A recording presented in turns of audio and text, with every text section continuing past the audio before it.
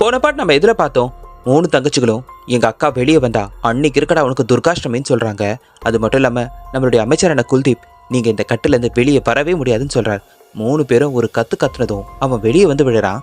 என்கிட்டே உங்கள் வேலையை காட்டுறீங்களா, உங்களை வச்சு சேருன்னு சொல்லி எல்லா கதவையும் மூடிட்டு அரண்மனைக்கு வரான். இந்த அரண்மனையை நம்ம பார்க்கும்போது இவர் தான் மகாராஜா. இது இவருடைய மனைவி. இவருக்கு ஒரு மகனும் இருக்கான். அதே சமயத்தில் மகாராஜாவோட தம்பியான இவன் அவனுடைய ஒய்ஃப் 2 பேருமே பக்கா கேடிங்க. இதுங்க 2த்துக்கும் ஒரு பையன் இருக்கான். அவன் சரியான பொம்பளை பொறுக்கி. நான் ஏன் இது உங்களுக்கு சொல்கிறேன்னு இந்த எபிசோடுக்கு அப்புறம் உங்களுக்கு புரியும். இதே சமயத்தில் நம்ம ஹீரோயினை காட்டுறாங்க. நம்ம ஹீரோயின் பேர் சித்தாரா. அது மட்டும் இல்லாமல் ஹீரோயின் இது வரைக்கும் அரண்மனை பக்கம் போனதே கிடையாது. ஏன் அரண்மனையோடைய எல்லா பகுதி வரைக்கும் கூட போனதே கிடையாது. அப்போ அவருடைய ஃப்ரெண்டு அவகிட்ட கேட்குறா, நானும் தான் அவங்க கூட படிச்சிருக்கேன், ஆனால் நீ ஏன் ஒரு தடவை கூட இந்த கிராமத்துடைய வாசல் கூட மிதிச்சது இல்லைன்னு கேட்கும்போது அவர் எங்கள் அப்பா இது வரைக்கும் என்ன அந்த எல்லைக்குள்ளேயே போக விட்டது இல்லைன்னு சொல்கிறா. உடனே நம்ம அரண்மனையில் என்ன நடக்குதுன்னு தெரியல, அங்கேருந்து ஒவ்வொரு பொண்ணா காணாமல் போயிட்டு இருக்காங்கன்னு சொல்கிறா. அவளும் நீயும் பார்த்து ஜாக்கிரதையாக இருன்னு சொல்கிறா. அதே சமயத்தில் ஊர்லேருந்து மகாராஜாவோட பையன் ஃபாரின்லேருந்து வந்துக்கிட்டு இருக்கான். அதனால எல்லாருமே ஆவலோட அவனை பார்த்துக்கிட்டு இருக்காங்க. அப்போ ஒரு குட்டி நாய் மகாராஜா வர வண்டியில் விழப்போகுது. உடனே நம்ம ஹீரோயின் போய் அந்த குட்டி நாயை காப்பாற்றுறாங்க. இதை பார்த்த மகாராஜா அந்த பொண்ணுக்கு ஒரு செயின் பரிசாக கொடுக்குறாரு. ஆனால் அந்த பொண்ணு எனக்கு செயின்லாம் வேணாம் மகாராஜா, உங்களுடைய அன்பு கிடைச்சாலே போதும்னு சொல்கிறா. உடனே மகாராஜாவுக்கு ரொம்ப சந்தோஷமாயிடுது.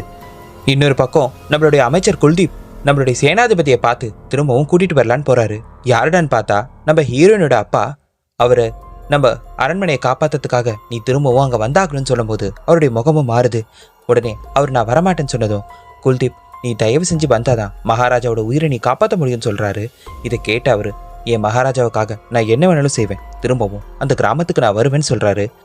சித்தாரா தன்னுடைய ஃப்ரெண்டை தேடிக்கிட்டு இருக்கா. ஆனால் அவள் எங்கே தேடியும் கிடைக்கல. ஆனால் அவளுடைய போகிற வழியில் எல்லாமே கிடக்குது. இதை பார்த்துக்கிட்டே அவள் அந்த போகக்கூடாத அரண்மனையோட எல்லைக்கு போகிறா. அங்கே பார்த்ததும் அவளுக்கு ஒரு பயம் வருது. தன்னுடைய ஃப்ரெண்டுக்கு என்னமோ ஆச்சுன்னு சொல்லி அவள் எட்டி பார்க்கும்போது அவளுடைய கம்பல் கிடக்குது. இந்த செவரு தாண்டி தான் அந்த எல்லைக்குள்ளே போகணும்.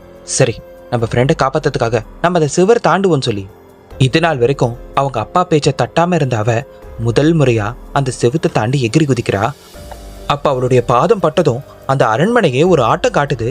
என்னடான்னு பார்த்தா அவள் பாதம் பட்ட அந்த இடத்துல இருந்து ஒரு சக்தி வளையம் வருது. அது நேராக கீழே அடப்பட்டுக்கிட்டு இருந்த அந்த 3 விஷக்கண்ணிகளுடைய சங்கிலியும் அறுத்து போட்டுடுது.